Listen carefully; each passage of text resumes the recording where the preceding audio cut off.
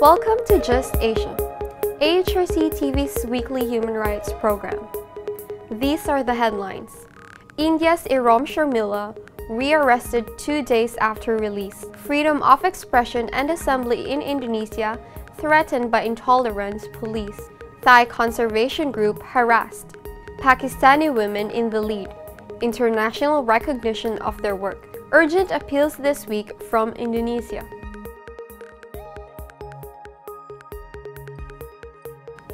Welcome to AHRC TV's Just Asia. I am Julia Roblondo.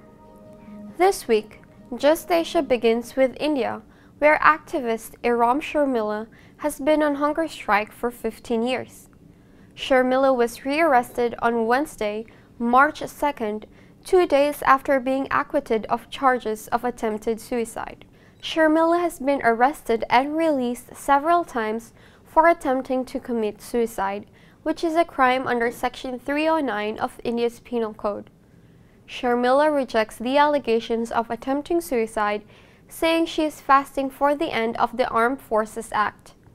This act has caused widespread violations in Manipur and granted impunity to law enforcement. During her arrest and detention, the Indian government force-feeds her food and medicine through her nose.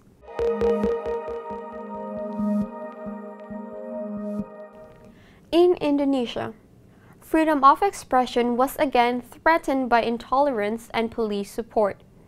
The turn-left cultural festival was forcibly dispersed from the Ismail Marzuki Park in Jakarta on February 27th. The festival is meant to stimulate thought about Indonesia's leftist history and revisit the violence of 1965, but it was denounced by anti-communists as being part of a new communist movement. Organizers were then forced to move the event up to the Jakarta Legal Aid Foundation building.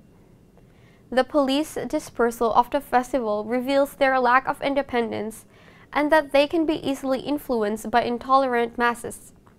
As a state body, the police is bound to Indonesia's constitution and law, which guarantees the right to freedom of assembly and opinion.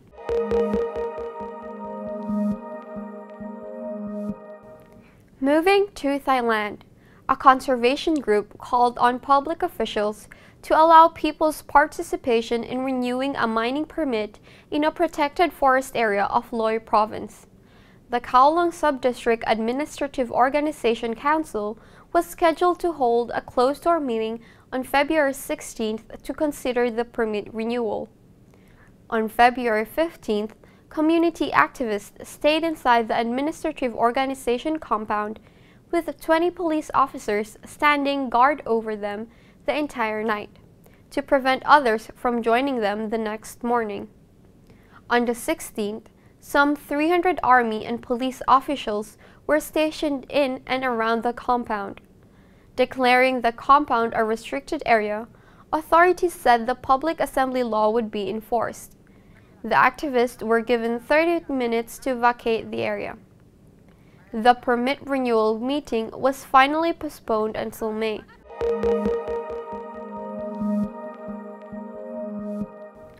Next, Just Asia brings you to the story of 4 Pakistani women who have been internationally recognized for their outstanding work. In one of the most conservative and patriarchal societies of the world, where women do not have the right to free movement, education, or independent decision, these 4 women have challenged the status quo. Sharmeen Obaid Chinoy, 37, has made history as the only Pakistani to win 2 Oscars.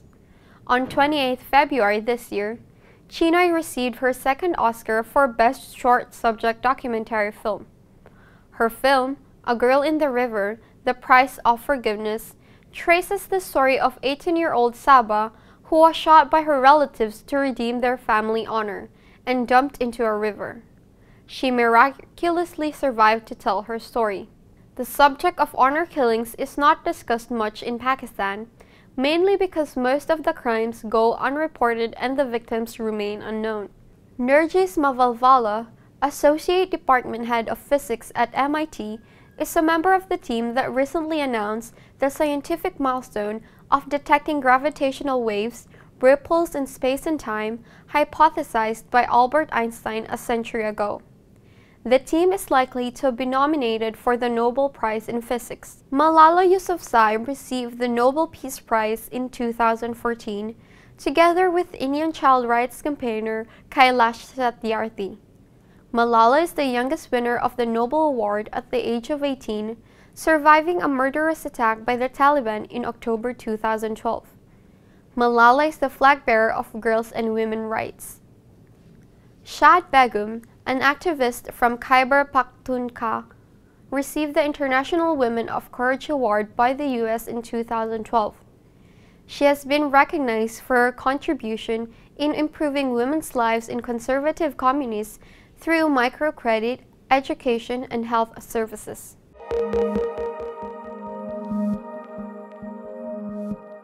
Finally, in Urgent Appeals Weekly, Just Asia reports two stories from Indonesia.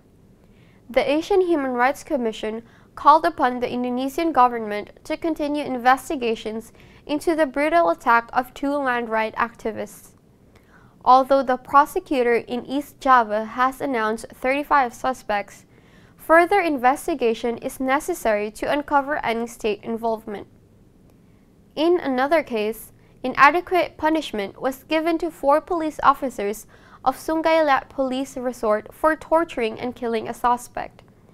Despite recognizing that victim died from torture, the judges sentenced the police to only 3 years in prison. Torture remains a grave problem in Indonesia. In many cases where torture victims have died, the perpetrators enjoy only light punishment. No significant effort has been initiated by the government to seriously eradicate torture.